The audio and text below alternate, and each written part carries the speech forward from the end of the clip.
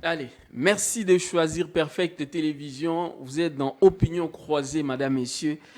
Bonjour et bienvenue à toutes et à tous. L'actualité en République démocratique du Congo reste dominée par les élections.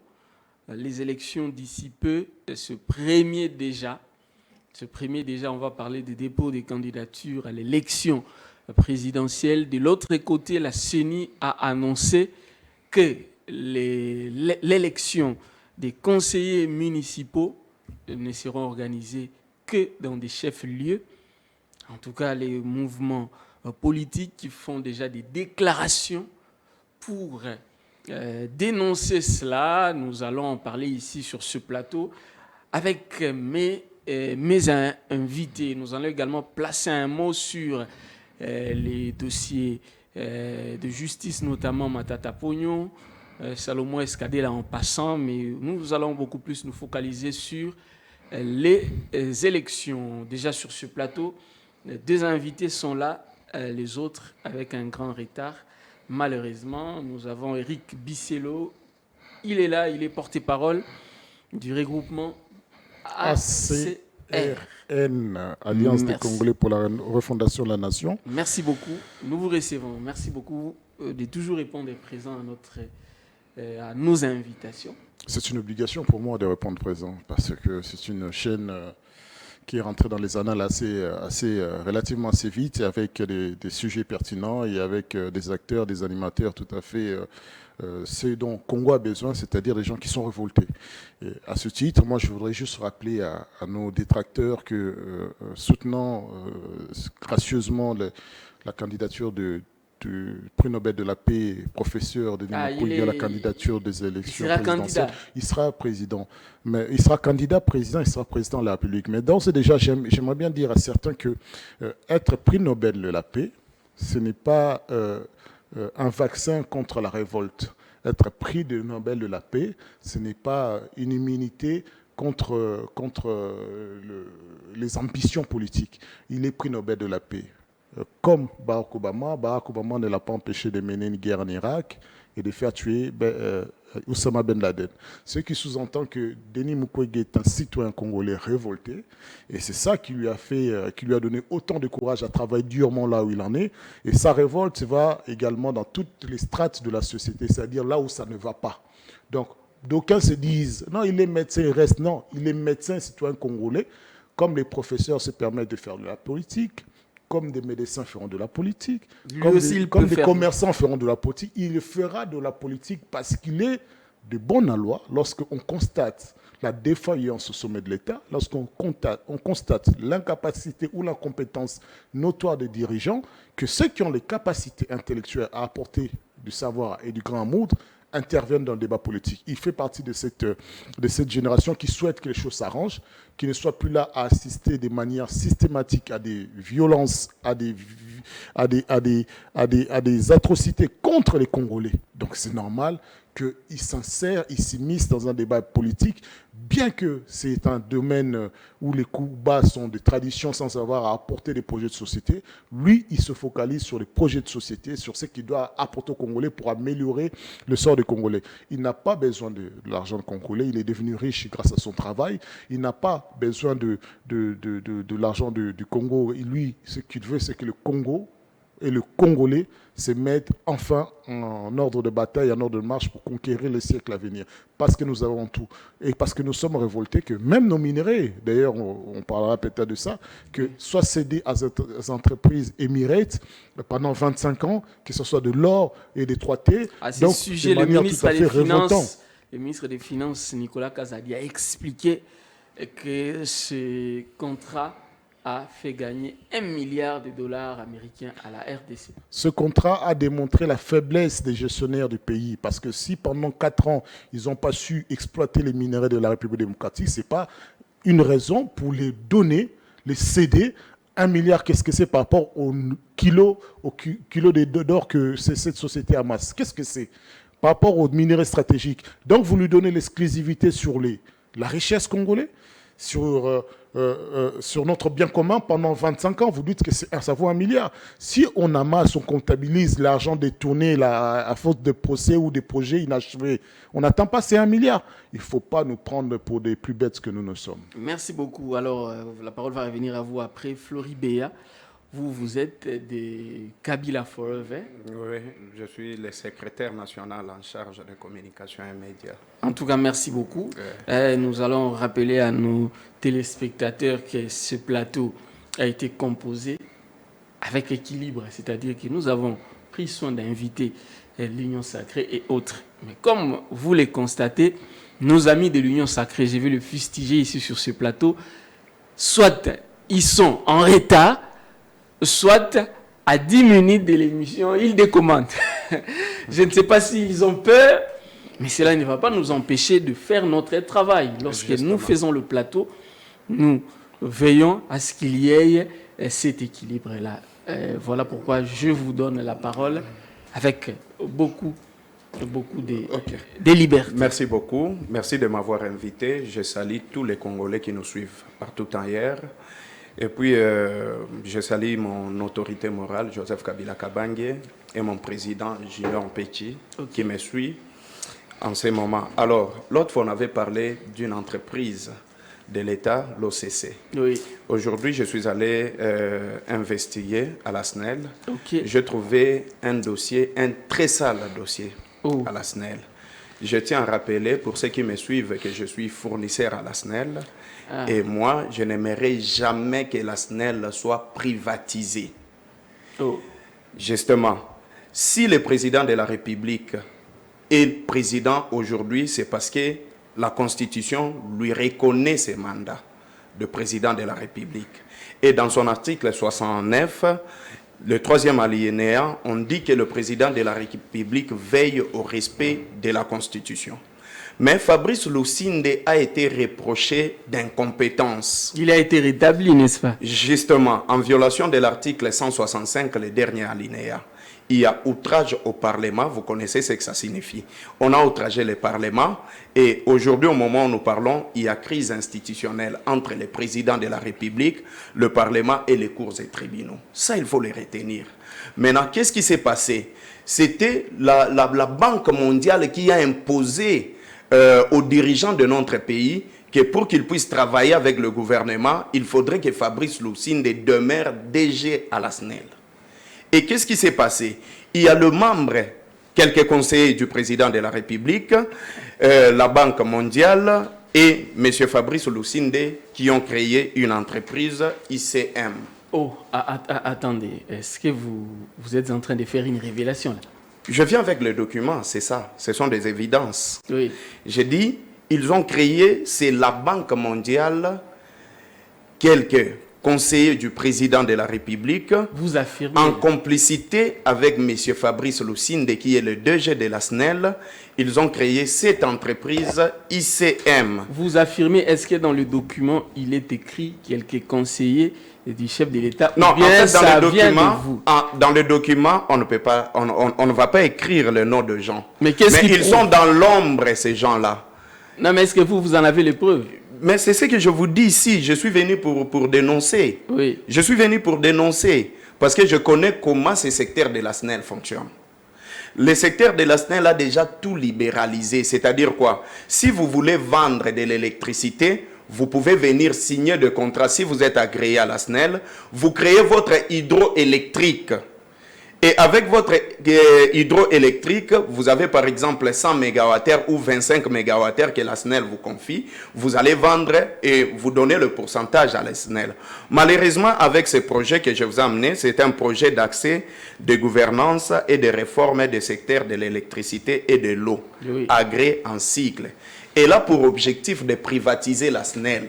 Et qu'est-ce qui s'est fait? Actuellement, vous allez voir, depuis que Fabrice Lusinde est revenu, il a été réhabilité à la SNEL, il a donné l'ordre que l'ordre du jour dans le conseil d'administration, c'est lui qui va commencer à donner l'ordre du jour. Et qu'est-ce qu'il fait? Fabrice Lusinde refuse volontairement de payer les retraités de la SNEL. Volontairement? Volontairement. Donc il y a des retraités qui ne sont pas payés au moment où nous faisons cette émission. Justement. Et s'ils nous suivent, ils vont venir. Je parle sous réserve d'Ntingi Pouloulou qui est à la SNEL et sous réserve de tous les députés nationaux qui sont dans le bureau, dans le conseil d'administration. Et peut-être vous allez avoir une mission spéciale avec Ting Pouloulou et les autres. Ils vont vous dire si je tapais à côté. En tout cas, le plateau, notre plateau est disponible avant de continuer pour tout le monde. S'ils veulent un droit de réponse, ils peuvent venir parce que là, apparemment, ce sont des révélations qui nécessitent un deuxième son des cloches. Donc, le plateau d'opinion croisée des Perfectes Télévisions est disponible. Vous pouvez... Justement. Deuxième élément, vous allez voir que Jean Bosco Kayombo avait laissé le poche noire à 16%. Les poches noires, ce sont des communes non électrifiées ou les communes qui ont des problèmes de groupes électrogènes ou des transformateurs et autres. Mais la SNEL, comme une entreprise à caractère commercial, elle produit l'électricité, elle commercialise l'électricité et l'argent qu'il gagne, il paye ses personnels et puis l'autre, il le met dans la maintenance, c'est-à-dire réaménagement de cabines, le poche noir et les postes de stationnement. C'est la SNEL qui sort l'argent pour que tous ces secteurs-là travaillent et qu'ils puissent donner de l'électricité aux autres. Maintenant, vous allez remarquer, depuis que Fabrice Lucinde est venu, le taux de poche noire a augmenté. C'est sorti de 16 à 70% des taux de poche noire. Oui. Et pourquoi? En ce moment, pendant les réunions qu'ils sont en train de faire, demain c'est le 29. Le 29, il y a déjà une lettre qu'ils ont écrite au gouvernement. Ils vont faire une réunion ici vers Romeo Golf. Et l'objectif de cette réunion avec la Banque mondiale, qui est le groupe de Banque mondiale. Le 29, c'est aujourd'hui, non? Aujourd'hui, donc, ils ont réunion ici. C'est ça la lettre. Oui. Ils ont réunion au Romeo Golf. Maintenant, l'objectif, c'est quoi? La Banque mondiale et la SNEL, ensemble avec M. Fabrice Lucinde, vont déclarer que la SNEL est incapable de fournir l'électricité dans toute l'étendue de la République démocratique du Congo. Et ils vont déclarer que la SNEL est en faillite. Et quand ils vont déclarer que la SNEL est en faillite, c'est comme ça que la Banque mondiale va maintenant prendre les secteurs de la production. Quelques camarades de M. Antoine, je parle de conseillers, quand même le président de la République. Je dis quelques conseillers de M. Antoine. Ils vont prendre les secteurs de transport électrique et quelques-uns, ils vont prendre la maintenance. Donc vous voulez me dire que la Banque mondiale est en train de pactiser avec, en tout cas, les conseillers du chef de l'État pour couler la SNEL. Justement, donc ils veulent saucissonner la SNEL. Et si on essaye de saucissonner la SNEL en ce moment, on va vraiment beaucoup perdre. Parce que la SNEL, nous avons le 100% des actions de la SNEL, c'est l'État lui-même qui fait le tout. Au-delà d'avoir des ressources naturelles, la SNEL aussi est un patrimoine pour notre pays. Parce que le Congo n'est pas industrialisé. Si on veut industrialiser notre pays, il faudrait l'électrifier. Et la seule entreprise de l'État qui joue très bien son rôle, c'est la SNEL. Raison pour laquelle vous voyez qu'on ne veut pas qu'on touche à M. Fabrice Lucinde parce qu'il est pion de la Banque mondiale et c'est avec Fabrice Lucinde qui va leur permettre, avec leur projet bidon qu'ils ont amené avec la CCM, c'est un projet d'accès, d'amélioration des services électriques, présentation de l'État actionnaire des grands axes de restructuration de la SNEL. Merci beaucoup. En tout cas, notre plateau est disponible pour un deuxième son des cloches. Je n'étais pas au courant que notre ami allait faire ces révélations, puisque c'est déjà fait. C'était en direct, on ne pouvait pas les lui interdire. Le plateau est disponible pour un droit de réponse, un deuxième son des cloches. Si vous êtes disponible, vous revenez la fois prochaine et nous allons faire en sorte que lui-même aussi soit là si c'est possible, ou bien vous-même vous allez prendre les mêmes temps d'antenne pour donner un deuxième son des cloches. Je pense que nous pouvons passer à entamer les sujets élections, mais avant tout j'aimerais qu'on aborde d'abord les dossiers ayant trait à l'élection des conseillers municipaux. C'est ça. C'est très important ce dossier-là parce que selon la CENI, ça ne sera organisé que dans les chefs-lieux. Et d'ailleurs, quelques mouvements de jeunes sont déjà en train de dénoncer cela. D'ailleurs, il y a un reportage que nous avons couvert le week-end. Nous allons demander à la réalisation, si la réalisation est en harmonie avec nous, elle peut quand même nous mettre cet élément-là et juste après, nos invités ici peuvent commenter cet élément et puis nous allons passer au dépôt des candidatures à l'élection présidentielle. Voilà, élément si c'est possible. Au cours de cette conférence de presse, l'Union des jeunes congolais pour le changement par la bouche de son coordonnateur a fixé l'opinion tant nationale qu'internationale sur sa position consécutivement au dernier communiqué de la CENI dans lequel il est décidé par la centrale électorale de n'organiser l'élection des conseillers communaux que dans les communes situées dans les chefs-lieux de province. L'administration électorale congolaise a informé aux parties prenantes au processus électoral en République démocratique du Congo de sa décision, parmi les options levées, de non-organiser l'élection des conseillers communaux prévus en date du 20 décembre 2023 que dans les communes situées dans les chefs-lieux des provinces. À cet effet, la nouvelle génération constate 1. Une volonté de l'ancienne classe politique en manque d'arguments sur terrain de vouloir réduire la participation politique significative des jeunes à travers ce niveau de l'élection après avoir constaté leur engagement à l'issue de certains acquis dont ceux du projet dénommé Tufaulu Pamoja, entendre Réussissons ensemble, qui a contribué pendant plus de 3 ans à l'amplification de la voix des jeunes et femmes en vue de leur ascension dans les sphères de prise de décision ainsi qu'au processus de paix et de développement à tous les niveaux dans notre cher pays. C'était aussi l'occasion pour l'UGCC d'inviter les jeunes Congolais en général à rejoindre ce mouvement qui lutte pour la participation effective de cette catégorie de population dans la vie politique. La nouvelle génération invite tous les jeunes à dire non à cette violation criante et flagrante de la Constitution et de la loi et d'exiger la tenue effective dans le délai initial de cette élection dans toutes les entités territoriales pour le bien de nos populations en général et de la jeunesse en particulier. Nous invitons les jeunes à nous rejoindre pour cette cause au sein de l'Alliance des citoyens engagés pour la République et le changement, ACRC en sigle, en vue d'un combat d'ensemble. Mboka Oyo, Ezaya Bissonyoso, et la solution, c'est nous les jeunes. Je vous remercie. L'Union des jeunes Congolais pour le changement reste convaincue que la solution au développement de la RDC, c'est la jeunesse.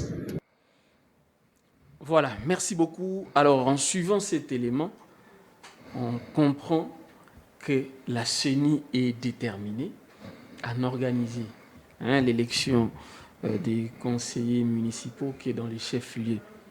On a déjà connu ce cas-là, si je ne me trompe pas. Écoutez, sincèrement, la déclaration de l'Union des jeunes pour le changement, l'UGCC en sigle, elle a sa raison d'être. C'est-à-dire que, vous savez, les élections locaux, ce sont les élections qui permettent aux jeunes d'amorcer avec la politique, de débuter en politique, déjà à s'occuper déjà de manière communale du bien de la cité. C'est ça qui leur donnera une expérience et une formation qui fera qu'on aura plus tard des futurs députés nationaux ayant conscience de la gestion de la chose publique, ayant le souci d'améliorer les conditions de vie et l'environnement. Mais il est étonnant que la CENI, après avoir pris l'engagement de réaliser les élections partout, décide de manière unilatérale de sanctionner les jeunes qui ne sont pas dans des chefs-lieux de communes.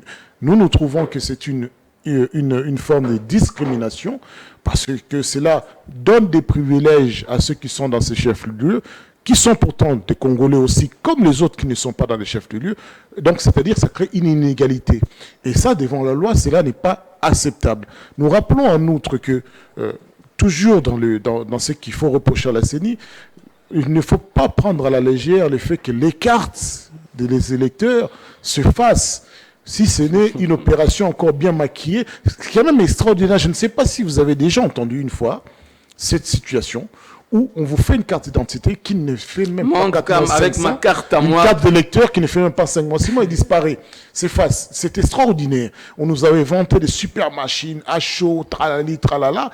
Ok, nous sommes pleins dès le départ, mais finalement, nous voyons à quel point cette élection comporte tous les dangers nécessaires.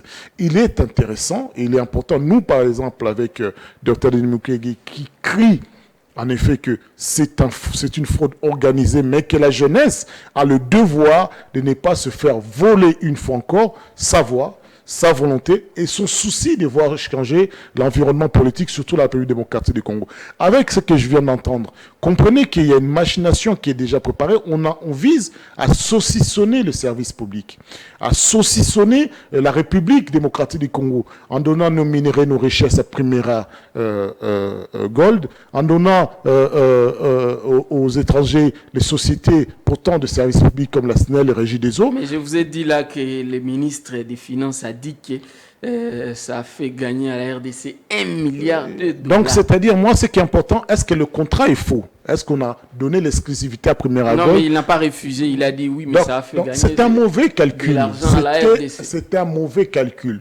À plus forte raison, soyons sérieux. Une SA avec 20 000 dollars nous apporte 9 000 dollars. Les Émirats, ça apporte 11 000 dollars. Quand vous nous parlez des investissements avec des fonds levés par emprunt, c'est-à-dire que c'est nous qui devons le rembourser. Aujourd'hui, vous donnez l'exclusivité, nonobstant les contrats des sociétés minières qui existent déjà avec la République. On viole systématiquement les règles. Et ça, c'est dans le but soit de créer une diversion, ou peut-être parce que eux, ils ont des minéraux, ils veulent trouver un marché plus simple pour écouler leurs minéraux, et que c'est pour cela qu'ils vont chercher ces receleurs, parce que c'est du recel en fait. Ah oui. C'est ce qu'on est en train de vivre, c'est un vol à plein ciel du peuple congolais et de la République démocratique du Congo. Donc il ne faut pas rester sourd face à cela, il ne faut pas rester indifférent, parce que c'est de notre avenir. La vie deviendra de plus en plus dure parce que nous aurons de moins en moins de minerais qui appartiendraient à l'État parce que ça appartiendrait à quelques individus. Aujourd'hui, Primera Gold nous montre ses belles dents en disant non, on est gentil, 300 kilos. Oui, mais ça parce qu'il est en train de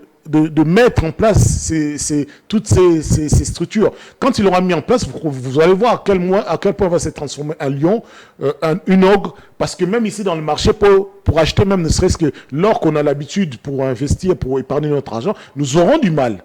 Oui. Parce que nous aurions donné... on n'a pas de raffinerie ici. On exporte l'or brut. Il n'y a même pas de valeur ajoutée à cela.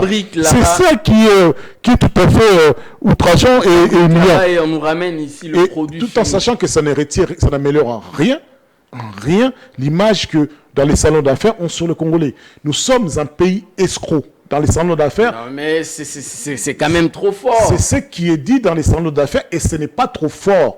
Parce que si vous vous souvenez, la République démocratique du Congo s'est fait condamner systématiquement pour ne pas respecter sa part de contrat. Pourquoi? Parce qu'il fait des contrats léonins, iniques, où aujourd'hui n'importe quel chef d'État va arriver et va dire mais vous avez bradé le pays. Oui, on a vu ça avec Sikomine, non? Ils ont crié comme des vierges en genoux, non, Sikomine, mais ils font pire que Sikomine.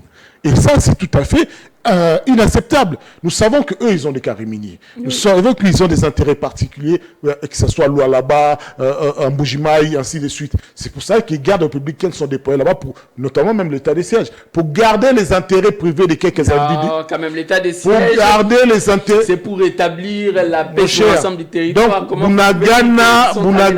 Bunagana n'est pas notre territoire. Si, bien sûr. C'est ça le fort, ce n'est pas préserver l'intégrité, mais il faut récupérer l'intégrité. Il faut d'abord l'avoir, cette intégrité, avant de le préserver. Donc, il faut d'abord récupérer, c'est ce qui nous appartient, pour dire que non, nous allons préserver la paix.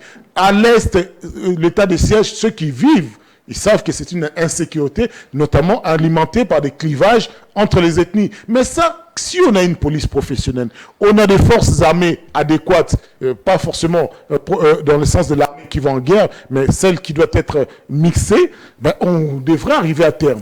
Mais aujourd'hui, les gens continuent à mourir 2 ans plus tard. Si ce n'est plus de morts quand même. Nous savons très bien, nous le savons, qu'il y a la présence des forces armées pour la majorité. La présence de la garde républicaine, c'est pour préserver les intérêts de quelques individus. Ils ont mis la main basse sur quelques minéraux, sur des mines, et c'est pour cela qu'ils veulent les préserver. Nous sommes pour une génération où nous disons la vérité, nous sommes révoltés et que ça ne devrait pas continuer. Merci beaucoup. Vous êtes en direct des Perfect Télévision Opinion Croisée. Écrivez-nous, si vous le voulez bien, par le numéro affiché au bas de l'écran. Pas d'appel. Vous pouvez nous écrire sur WhatsApp. Nous allons vous lire, ou encore un message normal. Je sais que vous nous suivez sur l'ensemble du territoire national à travers notre chaîne partenaire Nyota Télévision. Florie Béa, vous avez suivi je suis le reportage, le compte rendu qui est rendu par moi-même. Okay. Je suis descendu moi-même à cette conférence de presse. Effectivement, la CENI a publié un communiqué où il est dit clairement qu'il n'y aura pas d'élection des conseillers municipaux dans les chefferies, qui est dans les chefs-lieux. Okay. Un commentaire. Oui, Il n'y a pas de moyens, non, nous devons organiser les élections coûte que coûte dans les délais constitutionnels, il faut sacrifier quelqu'un. Justement, je vais intervenir, mais j'aimerais revenir un peu, parce que vous avez dit que le ministre des Finances a dit que la RDC a gagné 1 milliard et quelques de dollars. À un certain moment, je me demande, Nicolas Kazadi, avec son CV, il a travaillé à l'APNID, il a été conseiller depuis 1998 avec le monsieur qui est à la BAD aujourd'hui, c'est Moïse Matungulu. Il a travaillé avec beaucoup de ministres, c'est l'argentier le plus excellent selon les gens de l'UDPS. Mais j'aimerais poser quelques questions. Avant que l'investisseur vienne investir dans un pays, il envoie d'abord la lettre d'intention. Oui. Est-ce qu'il peut montrer aux Congolais la lettre d'intention envoyée par l'entreprise Primera? Quelles sont les intentions de cette entreprise Primera? Et dans le partenariat public-privé, il y a des mesures de sécurité ou des mesures d'encadrement. Oui. Qui est le DG qu'on a placé pour la part de la RDC? Parce que vous connaissez, dans le projet SICOMINE, il y avait des gens, des DG, des représentants de la RDC dans le projet SICOMINE. Le troisième élément, la RDC gagne sur base des prêts ou sur base des pourcentages. Qu'ils nous disent les 1 milliard de dollars là, c'est équivalent de combien de pourcentage sur base de l'exploitation de Primera? Ministre, des éléments basiques. Je ne dirais pas qu'il ne maîtrise pas, mais je suis tenté de dire qu'il n'a pas la volonté d'aider la République. Vous voulez parler de la démagogie. Justement. Il fallait qu'il invente quelque chose pour justifier, parce que la pression est... Maintenant, c'est après combien de temps qu'ils vont commencer à évaluer? Il y a même eu un briefing, je crois, c'était hier. Les ministres, avec le ministre Mouyaya, ils ont... Non, en fait, c'est leur façon de fonctionner. Le ministre Mouyaya est là, il fait son travail, mais il est en train de jouer au profit de ceux qui détruisent les Congo. Non, mais il n'est pas porte-parole du gouvernement. Non, en fait, il vous appelle de venir vous expliquer. Oui. Mais il ne vous contredit pas. Il ne vous contredit pas par rapport à tout ce que vous êtes en train de dire. Il connaît le principe normal. Il va vous contredire. Pour qu'une entreprise vienne exploiter dans notre pays, on parle de Primera. Est-ce que Primera a été notarié dans son pays que c'est une entreprise crédible? Puisqu'il s'agit d'investissement, il doit y avoir la notariat international de votre pays qui vous reconnaît. Et vous devez déjà avoir plus de 10 ans, avoir œuvré dans votre pays sans avoir de problème. Vous ne pouvez pas aller dans un pays X ou Y, vous vous dites, moi par exemple, je suis Congolais, je suis allé investir en Inde par exemple. On va demander le notariat de mon pays, notre entreprise, combien de fois il a investi dans mon pays, est-ce qu'il n'a pas créé de problème dans son pays pour venir créer des problèmes ailleurs? Voilà, merci Pascal. Maintenant venons sur le dossier SNEL. Oui. L'autre fois j'ai suivi le conseil de ministres quand ils ont évalué le budget 2023, ils ont sorti, ils disent que non, le budget a monté allant jusqu'à 20 milliards de dollars. 20 milliards. Mais avec de tels rapports, donc le budget de notre pays, c'est comme le budget de Paris Foot, les papiers de Paris Foot. Ne minimise Vous pas. connaissez, non. L'unité de mesure pour connaître que le budget a monté ou c'est rabaissé ou a pris la hauteur, c'est le panier ménagère. Le panier ménagère, jusque-là, ça pose problème. C'est la CENI qui nous dit qu'il n'y a pas de moyens.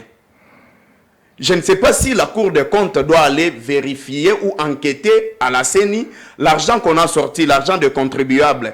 Qu'est-ce que la CENI a fait avec? Mais jusqu'aujourd'hui, moi je confirme que la CENI n'a pas encore. On a déjà dit ça. Est-ce qu'il y aura élection en 2023? C'est parmi la thématique. Je pense qu'on va vraiment ouvrir, on en parle, la boîte à Pandore pour qu'on puisse vraiment en parler en long et en large. Oui. Je pense que la CENI est en train de jouer à la provocation de la population congolaise. Comment ça? C'est-à-dire quoi? La provocation à la population congolaise que la CENI est en train de jouer, elle a commencé par subordonner le visage du peuple congolais. Par la délivrance des cartes électeurs. Vous allez prendre la carte, par exemple, moi, Flori Béa, bien qu'on n'a pas été enrôlé, je prends la carte et ça me sort le visage de Kabouya. Vous allez prendre une carte, le visage de, par exemple, Maman Mbosso, qui n'a pas reconnu son visage et c'était sur le visage d'Étienne Tshisekedi qui est sorti sur sa carte. Et allez-y comprendre, c'est-à-dire quoi? Ils n'ont pas jusque-là cette ambition de nous organiser les élections. Ils n'ont pas ça. En eux, ils n'ont pas ces objectifs d'organiser les élections. Et qu'est-ce qu'ils créent? Ils sont en train de créer des scénarios pour que le peuple se décourage et les politiciens, tous les politiciens boycottent les élections et puis ils vont dire que non, vous voyez, ce sont les opposants qui veulent qu'on puisse aller au dialogue. Bon, nous avons entendu la voix des opposants, venez, on va se mettre sur une table pour dialoguer et partager les gâteaux. Qu'est-ce que encore je vais soulever comme un point? Denis Kadima avait envoyé les gens pour faire la cartographie. Il a fait la cartographie sans tenir compte de la densité de notre pays. Oui. Il a recruté les gens à partir de Kinshasa. Il a ignoré les chefs d'antenne qu'avait laissé Corneille Nangaa. Et quand ces gens-là sont descendus, c'est Denis Kadima qui est passé sur une chaîne de la place, dire que non, ils n'ont pas de moyens. Et le dilemme qu'ils ont trouvé quand ils sont allés faire la cartographie, le premier, ils n'étaient pas en contact direct avec les chefs de localité, les chefs du territoire ou les chefs coutumiers. Oui. Parce que la cartographie voudrait assez que vous puissiez trouver les chefs d'antenne. Et c'est le chef d'antenne qui va vous amener chez le chef des territoires, les chefs de localité, les chefs de village et les chefs de chefferie. Et ce sont les chefs de chefferie qui sont en contact permanent avec la population. Ce sont eux qui vont vous dire que non, par exemple dans ma chefferie, les centres d'inscription sont plus loin. Et le nombre de la population, tout le monde n'est pas capable d'aller, par exemple, dans un centre d'inscription qui est plus loin que la chefferie. De ce fait, vous pouvez ajouter quelques centres d'inscription. Bref, si on doit comprendre votre réflexion, en tout cas, il faut donner la possibilité à tout le monde de voter. Il faut organiser cette élection à tous les niveaux. Pourquoi d'abord il faut exclure les autres? Pourquoi il faut... S'il n'y a pas de moyens. Non, mais qui va donner les moyens? Est-ce que c'est Kadima? Ils disent qu'ils ont l'argent, non? Depuis le début. Non, mais Kadima vous dit... Et où part l'argent de caution de candidats? Non, mais vous pensez qu'avec l'argent de caution, ça va suffire pour... Mais l'argent de caution ne pose même pas. Il s'est entendu qu'il y a... Vous allez parler et qu'il termine. Aujourd'hui, nous avons 16 milliards de dollars. Comment vous pouvez imaginer Joseph Kabila avec 4 milliards de dollars, il a organisé les élections avec les fonds propres de la République. Mais avec Joseph Kabila aussi, il y a eu beaucoup de problèmes. J'ai dit, non, on ne s'est pas endetté. On n'est pas allé chercher l'argent en Il y a eu Allemagne des comme ils le problèmes, font. il y a eu des parties, quelques parties du territoire, dans quelques parties du territoire où on n'a pas eu... C'était à cause n'a de pas quoi? pu voter. C'était à cause d'Ebola. L'insécurité sanitaire. On ne pouvait pas aller envoyer les gens d'aller voter là où ils seront contaminés par cette maladie d'Ebola. Alors, merci beaucoup. La parole... Et aujourd'hui, je vais chuter par là. Oui. La plénière, la séance qui venait de passer, ils ont fait 8 plénières avec un seul objectif, les crédits. Ils ne parlaient que pour comment emprunter de l'argent. 8 plénières, je vous dis. 8 plénières. L'accord de crédit pendant 8 plénières. Essayer d'interviewer Mbosso, il vous dira qu'ils ont fait 8 plénières avec l'accord de crédit. Ils sont allés même emprunter de l'argent chez les cambistes. Ah non, non. Je vous dis, c'est la vérité. Le Sénat a emprunté l'argent chez les cambistes. L'Assemblée nationale. L'Assemblée nationale. Ils sont je vous dis. L'Assemblée nationale. J'ai dit, allez-y poser la question à Mbosso. Ne désacralisez pas quand même l'État congolais. L'Assemblée nationale, s'il vous plaît, c'est une institution. Vous ne pouvez pas dire à la télé que l'Assemblée nationale va emprunter l'argent chez les campistes. Je m'assume et je répète pour vous dire ceci. Ils ont fait 8 plénières d'accord de crédit et ils sont allés même emprunter de 2 millions, de 1 million de dollars chez les cambistes. Les cambistes. Je vous dis chez les cambistes. Écoutez, s'il vous plaît, ne mettez pas à nu la République, s'il vous plaît. Non, mais ce ne sont pas nous. Ce n'est pas nous. Ce sont eux qui géraient l'argent des contribuables congolais. Et quand ils passent au plateau de télévision ou quand ils font leur conférence de presse, qu'est-ce qu'ils disent? Pendant 18 ans, il n'y avait que 4 milliards de dollars. Et avec la performance de l'IGF, aujourd'hui, nous avons 16 milliards de dollars. Mais l'impact de 16 milliards de dollars, l'impact... Alors, permettez que la parole tourne. Éric Bissello, parlons dépôt des candidatures à l'élection présidentielle. Déjà, ce 1er septembre, la CENI va ouvrir les portes. Le 1er, c'est ce vendredi déjà. Le docteur Denis Mukwege, avec ou sans les seuils, il est candidat. La question du seuil, pour nous, ne se pose pas. On a atteint le seuil. L'Alliance des Congolais pour la refondation de la nation avait atteint le seuil.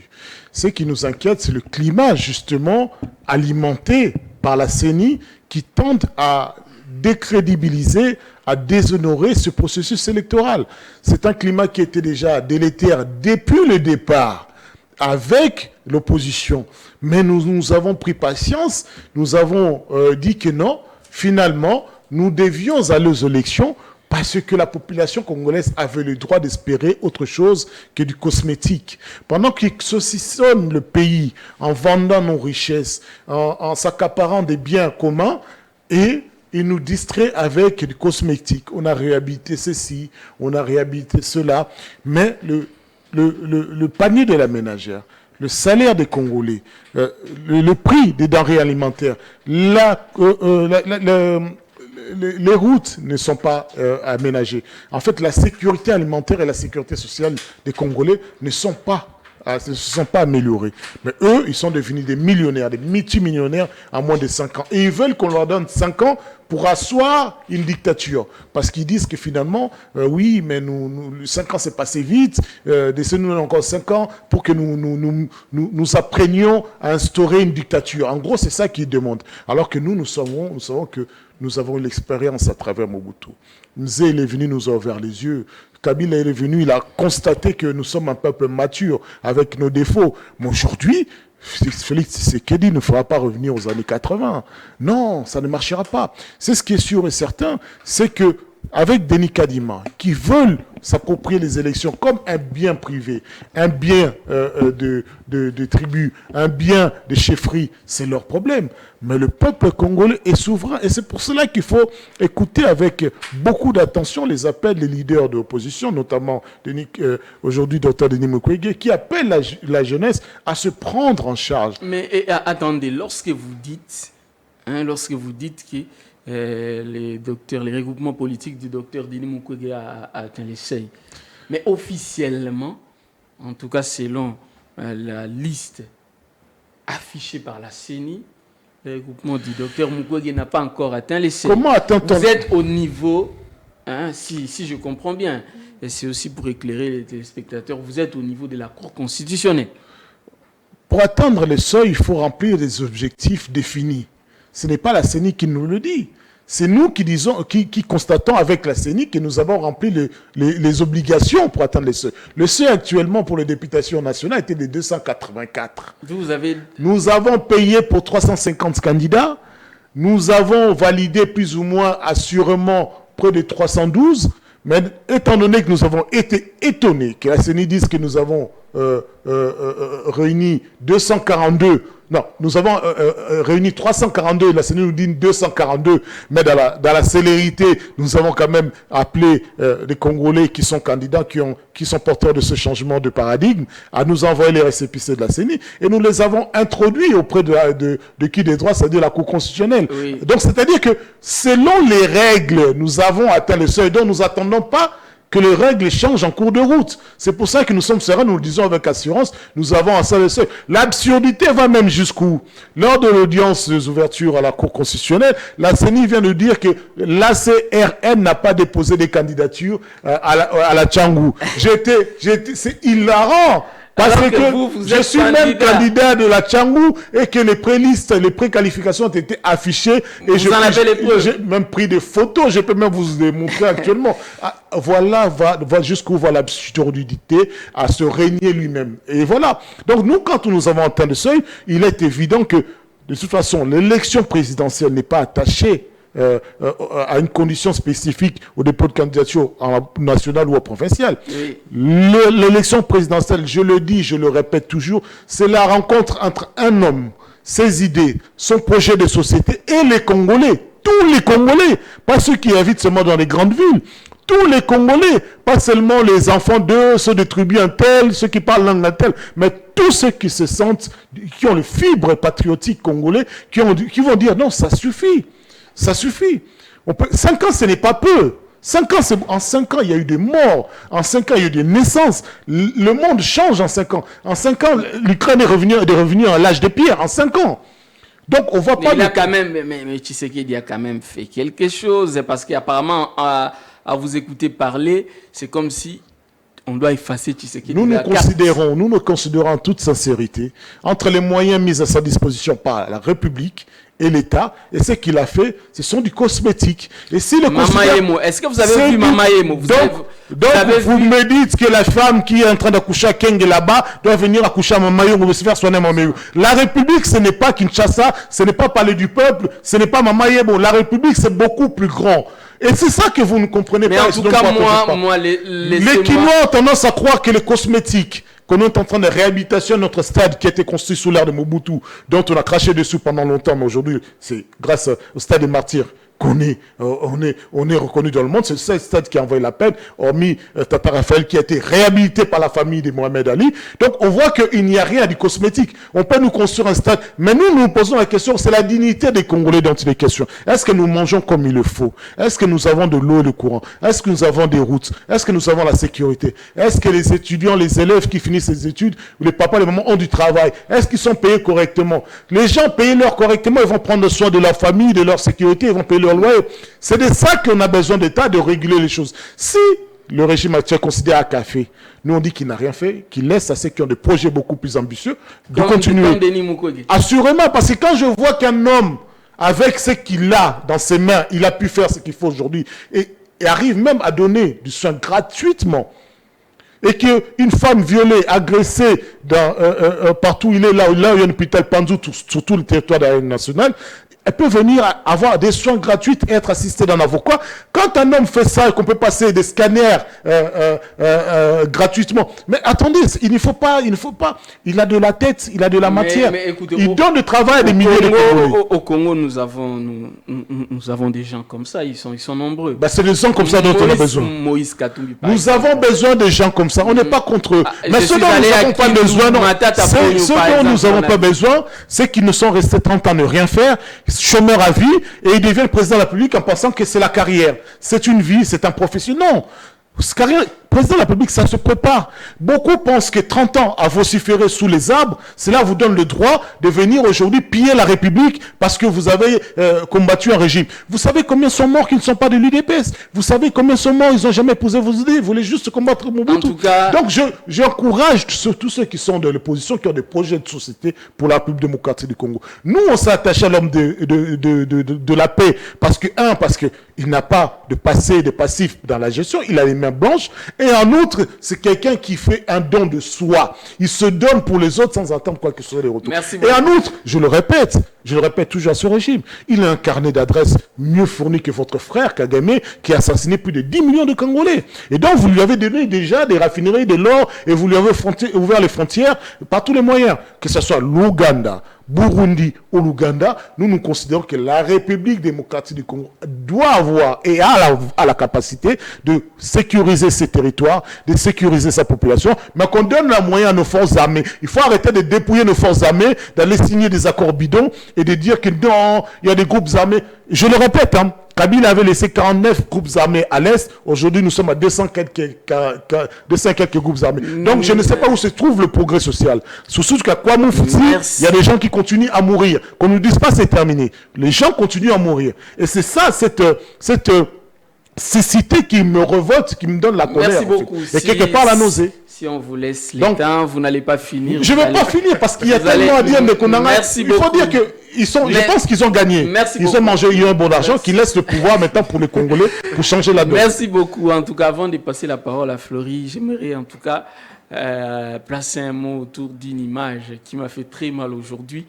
Je me suis réveillé et je vois sur les réseaux sociaux une vidéo des fédéraux de l'UDPS qui sont venus de l'intérieur pour les congrès extraordinaires de l'UDPS. Ils ont passé nuit à la Belle Étoile parce qu'ils sont chassés de leur chambre d'hôtel pour $20. À l'accoutumée. Ils ont l'habitude. $20, on chasse les fédéraux. En tout cas, c'est quelque chose qu'il faut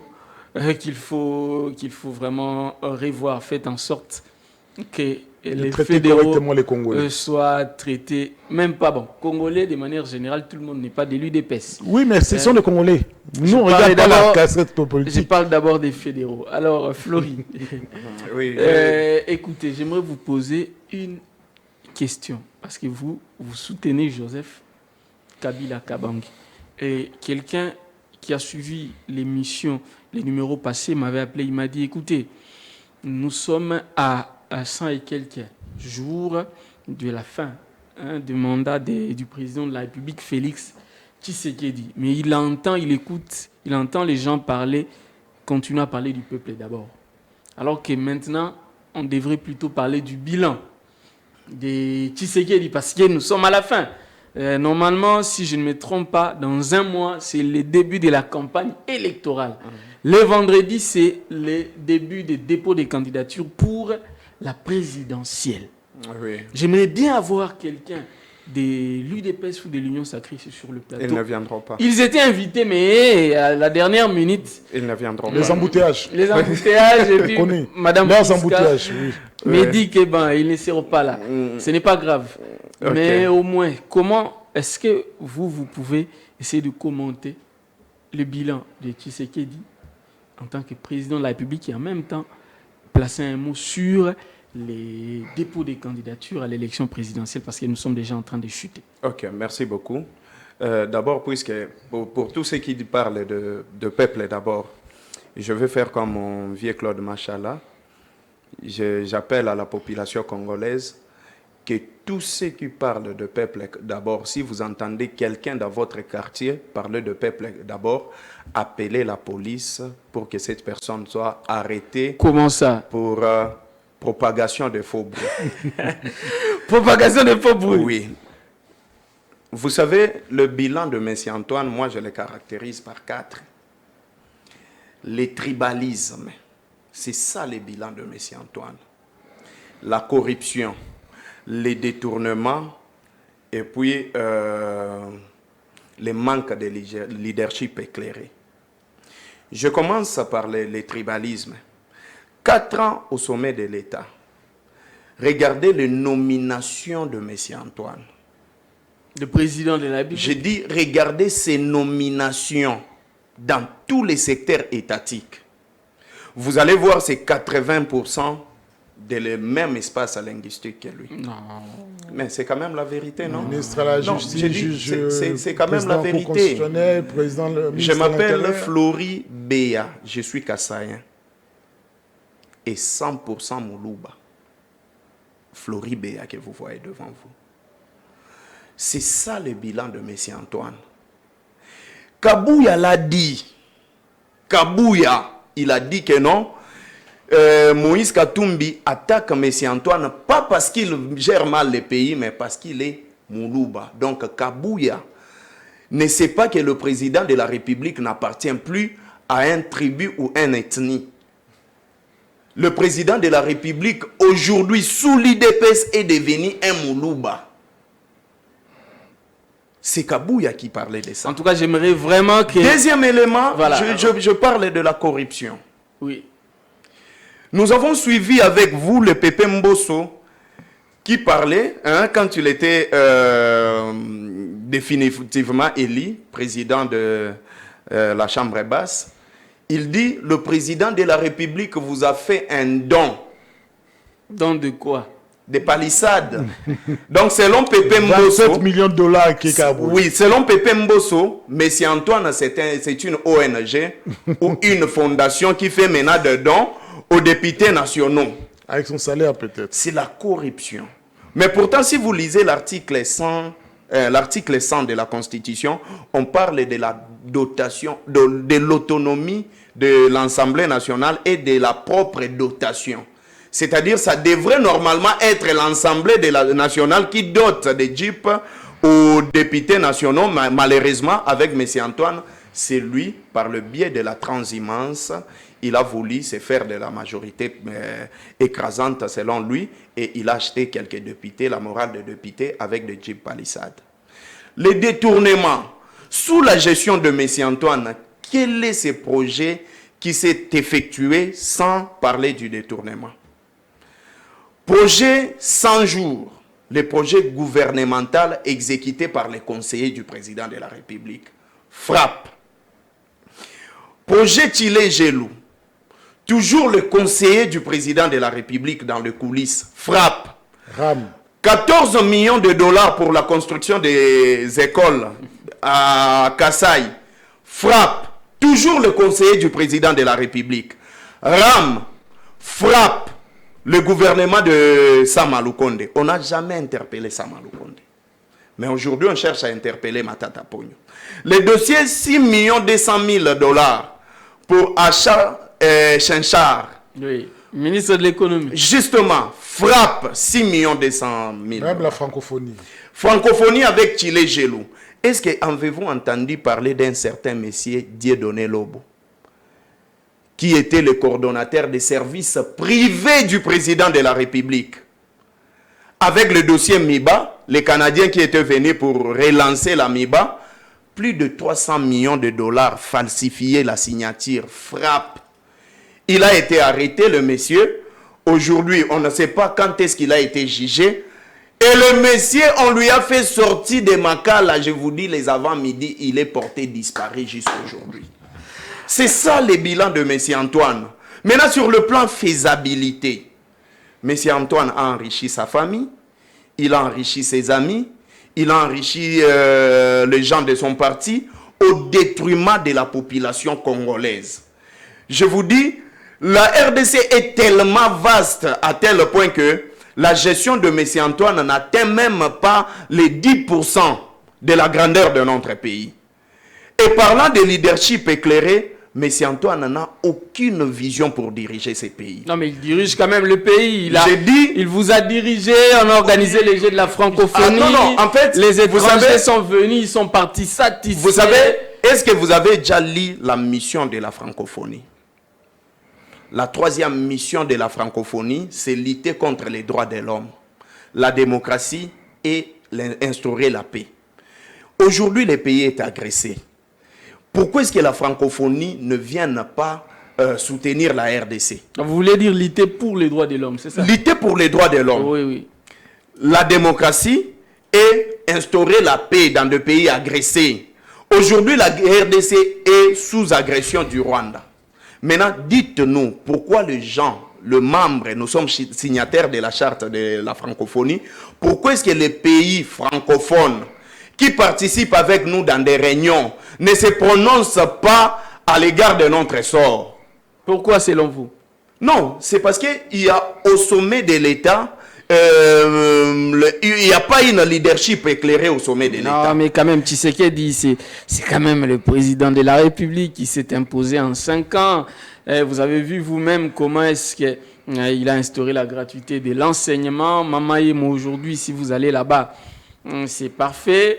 Et il y a même la liste des écoles sur l'ensemble du territoire national. La gratuité de l'enseignement, ce n'est pas... Vous sentez qu'il a quand même fait quelque chose. Je vais citer rapidement par rapport aux éléments que vous avez soulevés. La gratuité de l'enseignement, c'est l'émanation de la population congolaise.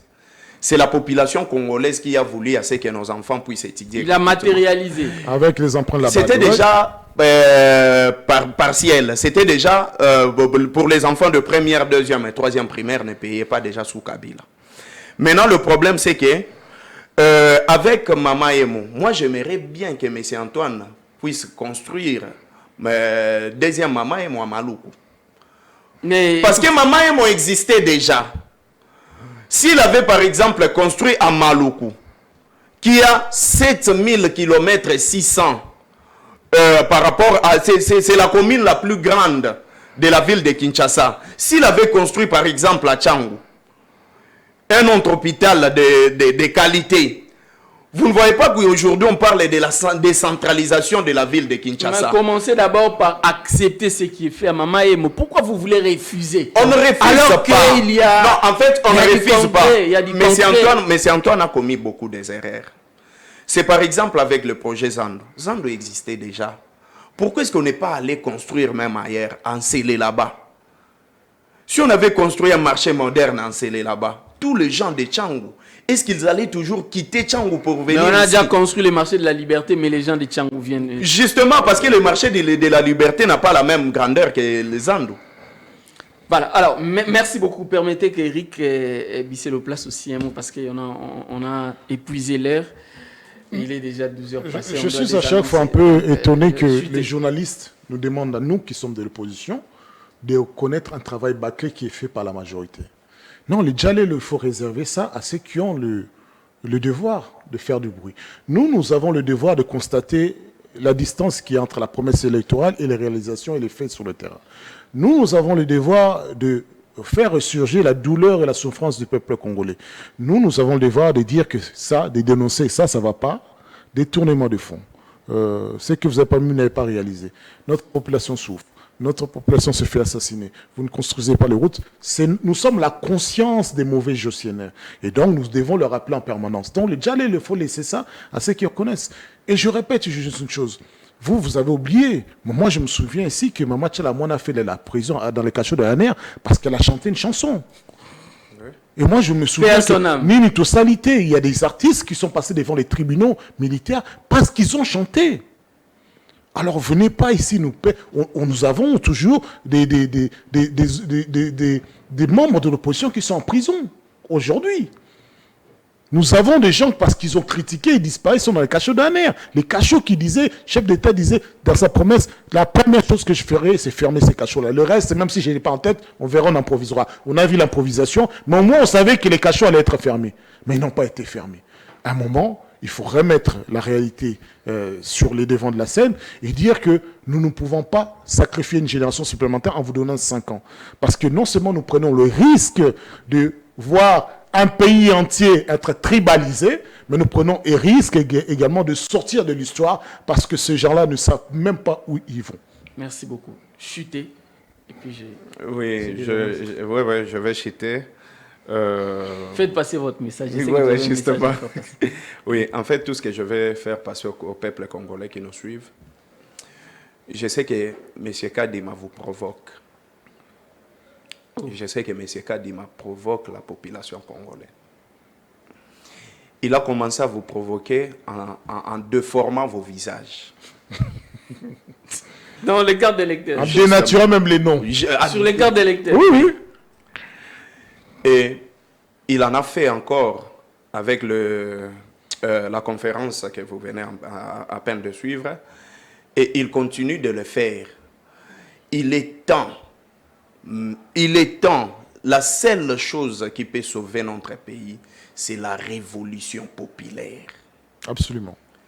Quand vous dites Si révolution personne populaire, vous voulez dire La quoi? seule chose qui peut sauver ces pays, attendez. c'est la révolution populaire. Quand vous dites révolution populaire, c'est-à-dire dans Les urnes. Congolais devons dire doivent non.